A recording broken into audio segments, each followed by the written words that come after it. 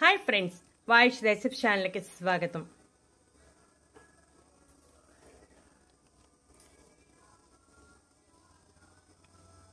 మాంసాహారం తినని వారు పప్పు ధాన్యాల్లో ఎక్కువగా ప్రోటీన్ పొందొచ్చు.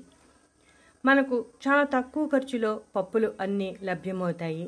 ఈ పప్పులను తీసుకుంటే మనకు అవసరమైన ప్రోటీన్ బాగా అందుతుంది. బరువు తగ్గాలనుకునే వారికి చాలా ప్రభావవంతంగా ఉంటుంది. అంతేకాకుండా ప్రోటీన్ సమృద్ధిగా అందితే కండరాలు బలోపేతం అవుతాయి. వాటిల్లో మినపప్పు ఒకటి. ప్రోటీన్, విటమిన్ బి చాలా సమృద్ధిగా ఉంటుంది. Iron, folic acid, calcium, magnesium, potassium వంటివి సమృద్ధిగా ఉంటాయి. ఈ పప్పు డయాబెటిస్ నియంత్రణలో చాలా బాగా సహాయపడుతుంది. అంతేకాకుండా ఎముకల ఆరోగ్యాన్ని మెరుగుపరుస్తుంది. గుండె ఆరోగ్యాన్ని, కిడ్నీ ఆరోగ్యాన్ని మెరుగుపరచడమే కాకుండా నాడీ వ్యవస్థ పనితీరు బాగుండేలా చేస్తుంది. ఇక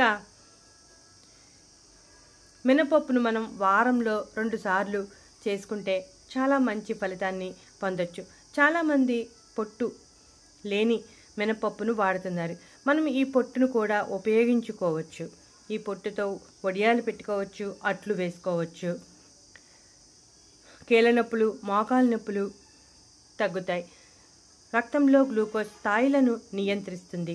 కిడ్నీకి సంబంధించిన సమస్యలు లేకుండా యూరిక్ యాసిడ్, అదనపు కొవ్వు, టాక్సిన్స్ కిడ్నీలో పేరుకుపోకుండా బయటికి పంపడానికి సహాయపడుతుంది. ఇక ఎర్ర కందిపప్పు. ఈ ఎర్ర కందిపప్పులో iron, protein, fibre, vitamin C, బి6, B two, folic acid, calcium, zinc, magnesium వంటివి చాలా సమృద్ధిగా ఉంటాయి. 9 గ్రాముల ప్రోటీన్ ఉంటుంది. వారంలో 2 సార్లు ఈ పప్పును తీసుకుంటే చాలా మంచి ఫలితాలను పొందవచ్చు. ప్రోటీన్ సమృద్ధిగా అందుతుంది. ప్రోటీన్ కొరత అనేది అస్సలు ఉండదు. మనం తీసుకున్న ఆహారం బాగా జీర్ణం అవటానికి, జీర్ణ వ్యవస్థ పనితీరు మెరుగ్గా ఉండటానికి సహాయపడి గ్యాస్, ఎసిడిటీ, మలబద్ధకం వంటి సమస్యలు లేకుండా చేస్తుంది. అంతేకాకుండా ఫోలిక్ యాసిడ్ సమృద్ధిగా ఉండటం వలన గర్భధారణ సమయంలో కూడా చాలా మంచిది. ఇక శనగపప్పు.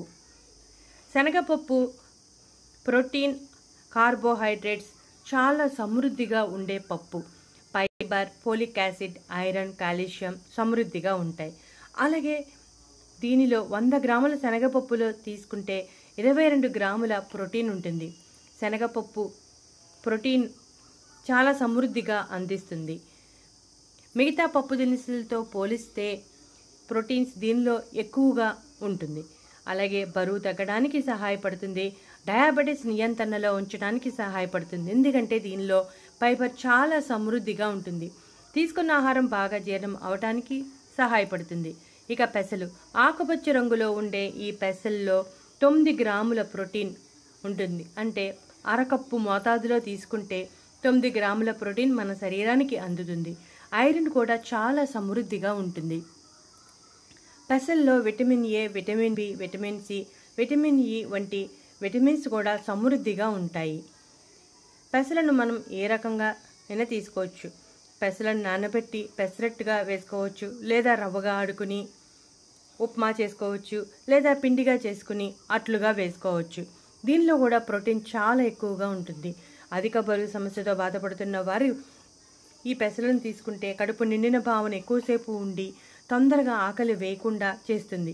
ఎందుకంటే పెసల్లో ఫైబర్ సమృద్ధిగా ఉంటుంది.